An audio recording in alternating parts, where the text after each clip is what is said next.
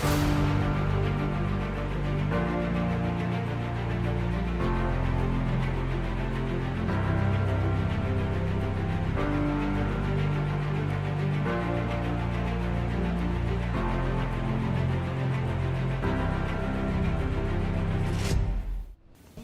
of Tifa, kita bertemu kembali dalam channel Tifa and Friends. Kali ini kita akan diskusikan soal-soal yang futuristik, tapi sebenarnya sudah kita nikmati sehari-hari tentang artificial intelligence, algoritma, robot cerdas, dan semacam itu. Kita undang kembali Pak Rifki Muna ini. Terima kasih. Beliau ini selain peneliti LIPI, juga akademik advisor pada RUUT-S, Roots, Research and Operation on Technology and Society. Dan walaupun kajian ilmu-ilmunya politik dan sosial dan defense, tapi beliau menjadi pengamat juga ini teknologi kecerdasan buatan ini. Langsung saja nih, Pak Rifki. Ya, selamat sore. Dalam kaitan dengan robot cerdas, artificial intelligence yang sudah mulai mengambil alih peran-peran manusia ini. Gimana ini konsep keamanan nasional? Keamanan nasional kan asumsinya waktu itu adalah teritorial, menjaga keutuhan wilayah, bangsa, negara. Dengan adanya era digital ini, semua itu kan bisa ditembus, tapi bukan secara fisik, tetapi secara cyber. Nah, Mas, menurut Anda, apakah kita masih relevan nih memperbincangkan keamanan nasional dalam konteks kalau paradigmanya masih paradigma manual dulu? Makasih Pak Lukas, Mbak Debra juga. Saya kira sebenarnya kita tidak perlu terlalu jauh mempertentangkan antara yang manual dengan yang digital. Karena yang digital saat ini, yang cyber saat ini juga berangkat dari basis yang dikembangkan secara manual. Cuma kemudian kemampuan atau perkembangan new technology semakin cepat sehingga ada percepatan, ada akselerasi di dalam semua sektor kehidupan. Termasuk dalam isu-isu yang berkaitan dengan atau teknologi berkaitan dengan keamanan nasional. Jadi saya mau melihat begini, memang teknologi baru itu mendorong semua pihak untuk bekerja, berpikir lebih cepat sekali, lebih cepat lagi, dan memanfaatkan teknologi-teknologi baru itu untuk kebaikan yang lebih banyak ke depannya. Nah, dalam konteks isu tentang national security, munculnya teknologi baru termasuk robotics ya, tadi ada disebut senjata-senjata misalnya yang berbasis artificial intelligence dan sebagainya, drones, termasuk cyber war dan sebagainya, bukan berarti bahwa batas-batas wilayah kedaulatan yang klasik itu kemudian ditinggalkan. Karena boundaries, ya, batas wilayah itu tetap ada, tetapi yang terjadi adalah ketika transparansi itu semakin tinggi. Kemudian informasi sudah tidak ada batas lagi, tapi batas wilayahnya tetap ada. Cuma substansi pergeseran informasi dan sebagainya menjadi sangat cepat, dan ya kita semuanya mengalami disrupsi dalam hal ini. Militer mengalami disrupsi, negara mengalami disrupsi, pribadi-pribadi kita, perusahaan-perusahaan juga mengalami disrupsi. Dikatakan demikian, tetapi sebenarnya disrupsi itu kan juga terjadi karena tidak ada persiapan dan kesiapan yang cukup untuk mengantisipasinya. Jadi antisipasi menjadi sangat penting di situ untuk menguasai teknologi-teknologi baru itu. Bagaimana kita mempersiapkan diri kita sebagai masyarakat menghadapi disrupsi ini? Iya betul. Jadi kita memang memasuki dunia baru. Disrupsi ini lebih banyak dimotori oleh perkembangan di sektor cyber, digital yang mesinnya sebenarnya lebih pada coding, artificial intelligence dan sebagainya, sehingga memang masyarakat kita, anak didik kita yang baru perlu mengikuti perkembangan-perkembangan itu, sehingga kita bukan hanya menjadi user.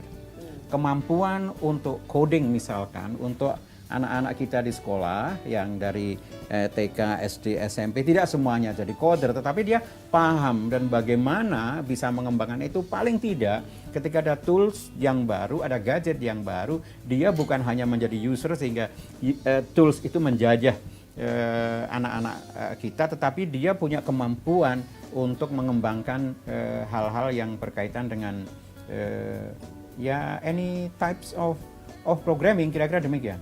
Ya, saya tertarik ini loh. Kenapa saya pertanyakan soal konsep keamanan nasional yang kalau bukan obsolete, mestinya berubah lah, mengikuti tren kecenderungan teknologi. Misalnya konsep rahasia negara. Dulu itu kan dokumen harus disimpan rapat-rapat, ditaruh di lemari. Gitu. Tapi kan itu sudah tidak ada lagi yang seperti itu. Semua dokumen pun sudah ada digital kopinya, dan kalau sekedar ingin membuka rahasia itu dihack gitu ya. Nah, itu salah satu contoh lah. Artinya apa yang disebut the end of secret ya. The end of secrecy kalau the end of secrecy. Ya. Berakhirnya rahasia negara itu kan juga masuk dalam konteks itu.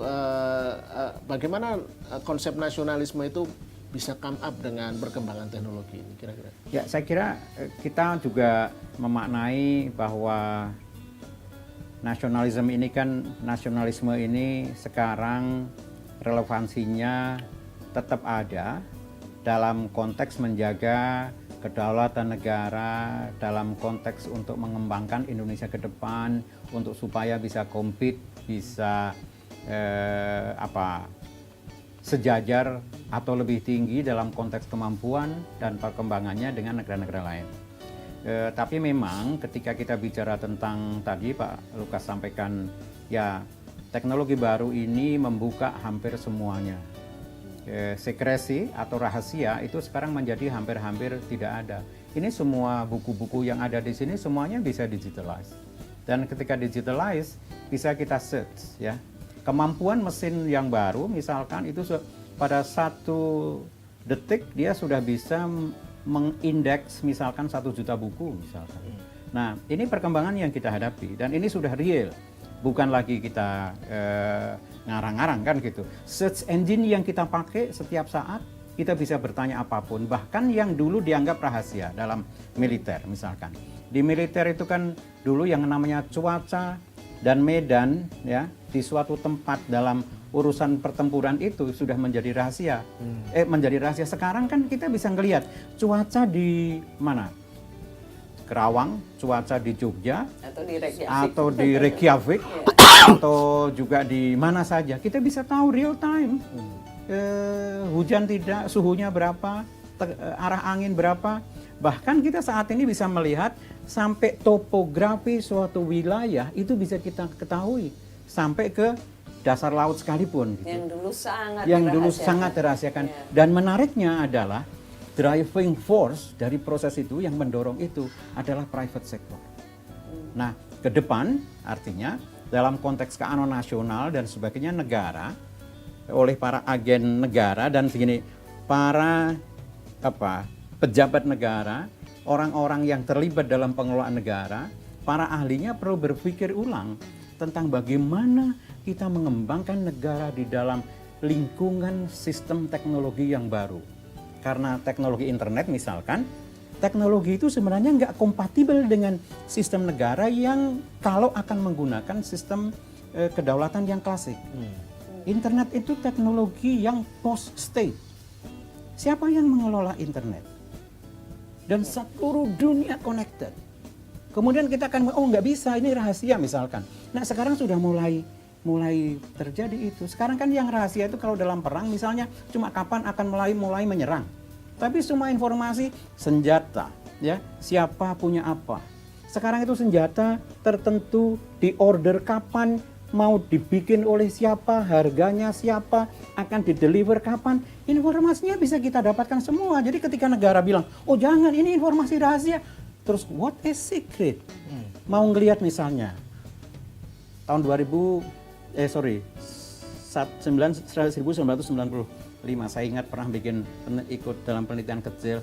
Saya katakan ketika teknologi baru kemudian bisa mengidentifikasi posisi GPS suatu tempat, itu kalau ada orang nakal, ada kelompok teroris dan sebagainya bisa mengarahkan suatu sistem senjata, dipasang aja posisi GPS-nya sekian, itu langsung mengarah ke posisi itu, dan sebagainya dan sebagainya. Jadi memang negara mengalami kondisi yang semakin rentan, semakin vulnerable kalau boleh disebut, tetapi juga teknologi ini membuat banyak aspek semakin empower, termasuk orang-orang ini menjadi individu-individu menjadi semakin sovereign. Ini juga tantangan negara. Jadi kita banyak bicara tantangannya karena memang ini menjadi persoalan yang sangat serius. Jadi dalam konteks itu keamanan nasional tidak lagi bisa dimonopoli oleh negara ya. Ya, kalau, kira-kira. Apalagi kalau negaranya tidak berorientasi untuk mengejar teknologi ini, karena individu-individu corporate jangan-jangan jauh lebih maju dalam pemanfaatan Ya, teknologi. jadi ke depan ini arahnya private sector akan lebih banyak terlibat di dalam pengelolaan negara. Ya, karena teknologi-teknologi ini banyak dipegang oleh sektor swasta. Sekarang negara mana yang tidak menggunakan Google? Ya, negara mana yang tidak menggunakan search engine yang ada di berbagai tempat ini sekarang? Terkecuali ada negara yang sekarang misalkan minggu lalu mencoba mengumumkan, China yang mengumumkan bahwa semua kantor pemerintah dalam waktu 3 tahun dia diminta untuk mencopot seluruh software dan komputer-komputer yang dibikin oleh negara lain. Itu dilakukan. Tapi pertanyaannya, berapa negara yang sanggup untuk melakukan seperti itu? Nah, namun demikian untuk melakukan itu juga tidak mudah karena sistem dunia ini semakin interconnected. Ini bukan lagi negara yang semua yang anggotanya itu bisa berdiri sendiri tanpa membutuhkan pihak lain karena semuanya itu sudah interconnected, semuanya interlink. Hal lain, satu hal berhubungan dengan hal yang lain dan almost everything itu real time. Cuma China ya yang bisa melakukan itu. Yang bisa melakukan. Untuk sampai saat ini China lakukan itu, ya paling tidak dalam minggu lalu ada keputusan untuk melakukan itu. To some extent Rusia juga lakukan. Jadi sesungguhnya China dan Soviet masih mencoba melakukan kedaulatan klasikal yang tadi istilahnya Mas Rifki. Ya, Soviet Dan sekarang, apakah tidak Soviet kadaluarsa? sekarang disebut sebagai Rusia ya, Iya. nah, karena Soviet sudah Oh, kolaps. Tapi anyway itu. Saya penggemar The Beatles. Ya, teknologi itu sebenarnya kan sulit pada saat ini untuk bisa diklaim sebagai sebuah teknologi yang single yang sepenuhnya dimiliki oleh suatu negara karena sistemnya tetap interconnected. Bahkan sebuah laptop, sebuah handphone pun kan juga itu komponennya dikumpulkan dari berbagai tempat. Namun ketika suatu negara sanggup untuk mengembangkan sebuah, misalnya dalam konteks ini kan software, OS-nya ataupun sebagian perangkat lain yang dia bisa kembangkan dengan kemampuan yang ada di dalam, tentunya dengan perhitungan jumlah penduduk juga besar kan gitu. Nah, saya juga tahu bahwa itu bagian dari meningkatnya perang dagang antara Amerika dengan Cina, yang Amerika melarang Huawei, kemudian Cina membalas dengan minggu kemarin dengan sistem itu dan sebagainya. Tapi memang kedaulatan yang klasik, yang model Westphalia, yang absolut, itu sekarang sudah menjadi absurd. Bukan berarti bahwa negara itu menjadi tidak penting.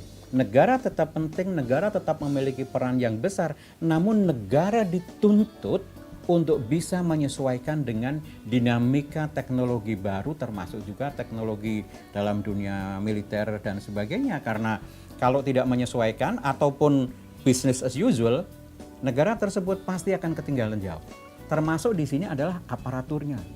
Aparatur negara harus memiliki kemampuan untuk secara cepat merespon perkembangan termasuk dalam regulasi. Bung Rifki, apakah perlu kita mencontek dalam tanda petik model Cina itu agar kedaulatan nasional terjaga, kebudayaan nasional terjaga? Kita punya operating system, punya software sendiri sebagaimana di Cina itu kan kita tidak bisa mengakses Google, Facebook, Twitter dan segala media sosial itu. Tapi mereka punya di Cina ada versi Cina dari berbagai software aplikasi itu. Menurut Anda dalam konteks keamanan nasional Indonesia perlu ke sana nggak? Tapi apa gunanya juga ya? Ya, sebagai anu aja. Ya, sebagai sekarang begini, konteksnya itu diskusi. kan untuk sebagai sebuah diskusi ini menarik yang disampaikan oleh Pak Lukas. Karena unless ya negara tersebut sanggup untuk mengembangkan itu, maka dia akan mencoba dengan caranya sendiri. Tapi seberapa seberapa sustainable, seberapa viable juga kebijakan itu kan belum bisa juga tested, karena ke depan tidak bisa tidak negara seperti Cina yang mengembangkan sistem sendiri pasti juga akan berhadapan dengan dunia yang semakin terbuka. Nah, dan sistem itu akan membuka semuanya. Saya kira pada suatu saat nanti, walaupun pada saat ini akan ditutup, akan terjadi perubahan-perubahan untuk membuka kembali. Dan negara dalam status yang interconnected dengan sistem global digitally semacam ini menjadi tidak mudah bagi suatu negara untuk melakukan sebuah proteksi sendiri, karena persyaratan teknologinya tentu akan sangat banyak sekali. Jadi pada titik tertentu mungkin proses sejarah Cina tidak bisa lah mengisolasi sendiri secara teknologi itu. Kalau dari sisi mengisolasi dia bisa, tetapi berapa lama itu akan terus bisa berjalan? Ini yang menjadi ukurannya. Nah, kita kan belum bisa menghitung sekarang ini akan berapa lama. Tetapi saya punya, ya masih levelnya level asumsi juga gitu ya. Ketika teknologi yang baru itu dikembangkan di sana, di luar kan juga berkembang. Dulu tidak ada yang sistem namanya blockchain, sekarang sudah ada teknologi blockchain. Dulu tidak ada apa, sekarang sudah apa, dan perkembangan itu hampir setiap 6 bulan kan sangat cepat sekali. Termasuk tadi yang sempat disinggung bagaimana teknologi baru kaitannya untuk sistem pertahanan dan juga bagaimana suatu sistem perang, teknologi perang itu di backup oleh teknologi-teknologi baru pada saat ini. Kalau dalam konteks geopolitik, apakah masih mungkin nih di foreseeable future ya, masa depan yang nggak terlalu jauh lama, masih manusia akan berperang antar negara? Ataupun kalau berperang, apakah perlu manusia untuk berperang, apa bukan perang antar robot-robot cerdas? Ya, dalam beberapa kajian, terbitan, buku-buku terakhir mulai dibahas bahwa masa depan perang itu yang terjadi perang antar mesin, perang antar robot. Dan itu memang teknologi sekarang sudah mulai memungkinkan untuk terjadi ke sana. Penggunaan drones yang dipersenjatai, misalnya drones yang weaponized atau robot yang di-weaponized, dipersenjatai. Robot ini kan sebuah sistem yang dia bergerak sendiri dengan apalagi di backup oleh sistem artificial intelligence yang sekarang juga sedang dibahas oleh UN, terutama dalam penanganan mengenai konvensi untuk senjata-senjata khusus, Convention on Certain Weapons, yang tahun ini ada pertemuan 2 kali diadakan di Jenewa membahas senjata baru itu yang sering disebutnya sebagai lethal autonomous weapons. Senjata mematikan yang dia autonomous, yang dia bisa mencari target sendiri tanpa orang ikut mengendalikan di belakang. Nah, ini persoalannya di situ. Kalau itu kemudian pertanyaannya kan sebenarnya sangat filosofis. Manusia perannya di mana itu senjata, siapa yang bertanggung jawab, dan apakah manusia akan menyerahkan kepada senjata yang bisa bergerak sendiri, autonomous, untuk melakukan eksekusi dan menghabisi nyawa orang. Ini kan pertanyaan yang sangat fundamental, pertanyaan hukum internasional, pertanyaan hukum perang, dan foundational untuk eksistensi manusia sendiri. Nah, dan karena itu bertentangan dengan prinsip-prinsip kemanusiaan, maka sekarang sudah muncul gerakan yang cukup keras untuk meminta kepada PBB untuk melarang perkembangan apa yang disebut sebagai lethal autonomous weapons atau sering disebut sebagai killer robots itu. Tapi itu kan autonomous weapons sebetulnya kan teknologinya mirip dengan autonomous car misalnya atau smart home. Ya, jadi pada bagian atau dasar dari sistem teknologinya itu sebenarnya sama. Tapi bisa dikembangkan misalkan autonomous drones, autonomous weapons, autonomous robots, dia akan di backup oleh teknologi yang mendukung sistem autonomousnya, autonomous system, autonomous technologies. Sebenarnya sistem itu juga yang digunakan untuk autonomous cars. Yang sekarang sudah mulai berkembang kan, sebentar lagi 2030 misalkan mobil-mobil yang otonom sudah akan berkembang di banyak tempat. Teknologi itu sama dengan yang dipakai untuk autonomous weapons. Cuma yang ini weaponized, yang itu tidak weaponized, kan begitu. Yang weaponized bisa ditambah dengan berbagai teknologi lain untuk misalnya rekognisi objek, facial recognition, targetnya seperti ini, dia nanti bisa eksekusi. Walaupun nanti ada tiga sisi, yang satu yang betul-betul autonomous, yang satu orang masih ikut menentukan di dalam eksekusi, dan yang satunya memang semuanya di dalam kontrol. Tetapi teknologi yang semacam itu akan sangat membahayakan, dan karena hakikatnya bertentangan dengan emansipasi kemanusiaan itu sendiri. Dan saya juga berharap Indonesia, pemerintah Indonesia melalui UN ikut aktif. Harapan saya ya, harapan kami untuk ikut dalam hal itu. Unfortunately sampai sekarang kita belum sama sekali ikut aktif dalam pertemuan UNGGE di Jenewa untuk jenis teknologi itu. Ya, ini pertanyaan terakhir ya, kaitannya dengan Yayasan Tifa nih. Karena kan kalau kita diskusi soal pemanfaatan teknologi, kan yang bermain biasanya sektor negara atau sektor corporate. Corporate yang spesifik menangani dunia teknologi ini. Nah, kalau lembaga semacam Tifa itu apa ya peran yang bisa dimainkan untuk menjadi semacam mediator gitu? Persis, menarik gitu. Ya, Tifa dalam pandangan saya, dan ini juga bagian yang akhir ini saya tekuni untuk melihat persoalan new technologies ini dengan hal yang berkaitan dengan etik. Karena Tifa ini bicara tentang tentang hal yang sifatnya normatif, freedom, kebebasan, demokrasi, humanisme dan sebagainya, maka Tifa tetap bergerak di sektor humanisme dengan mendorong pemikiran-pemikiran, termasuk hal pemikiran filosofis, hal-hal yang berkaitan dengan etik, misalkan untuk perkembangan, untuk desain misalkan algoritma untuk artificial intelligence misalkan.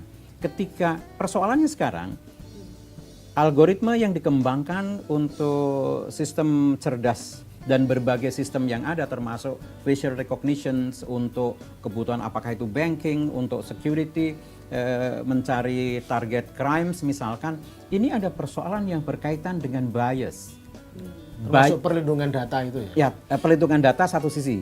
Tetapi ketika kemampuan mendeteksi muka, ini kan kembali kepada teorinya klasik Ambrosio yang menjadi bapak dari kriminologi. Orang dianggap dia kecenderungan melakukan kriminal jika bentuk wajahnya sekarang semacam ini. Nah, sekarang kan artificial intelligence yang kaitannya ke facial recognition sudah ke sana. Jadi kembali ke persoalan itu ya, saya melihat bahwa Tifa menjadi relevan ya, atau bisa menfokuskan ketika menjawab pertanyaan Pak Lukas untuk isu-isu ini. Tifa akan baik menfokuskan kepada pengembangan atau konsentrasi kepada aspek etik ya, ethics of artificial intelligence, ataupun etik tentang private data. Ini kan sekarang perlindungan data ini menjadi penting. Isunya di dalam juga ada persoalan etik. Jadi yang menarik adalah hubungan perkembangan sektor artificial intelligence ataupun new technologies, digital issues ini semakin tidak bisa dipisahkan dari aspek-aspek humanities, dari aspek-aspek normatif. Tidak cukup hanya kita serahkan kepada mereka yang bisa coding, karena coder itu sendiri dia dalam dirinya punya subjektivisme. Karena itu dia harus dikontrol. Dan di situ lembaga seperti Tifa juga bisa ikut bermain atau ikut mendukung lah supaya ada keseimbangan antara the use of technology dan humanity perspective. Saya ini poin menarik untuk penutup ya, artinya di era artificial intelligence ini bagaimana mungkin Tifa berperan menghumanizekan mesin gitu ya. Bagaimana mereka yang merancang robot-robot cerdas itu punya etika, itu poinnya. Baiklah, Pak, bukan hanya orang yang merancang robot, tapi desain di dalam codingnya itu sendiri dipersiapkan algoritmanya menjadi tidak bias.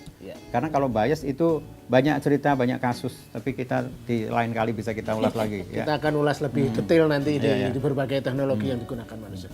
Baiklah, Friends of Tifa, kita harus akhiri percakapan ini dan kita akan kembali bertemu di lain kesempatan dengan tema-tema yang menarik menyangkut keindonesiaan dan kemanusiaan. Sampai jumpa.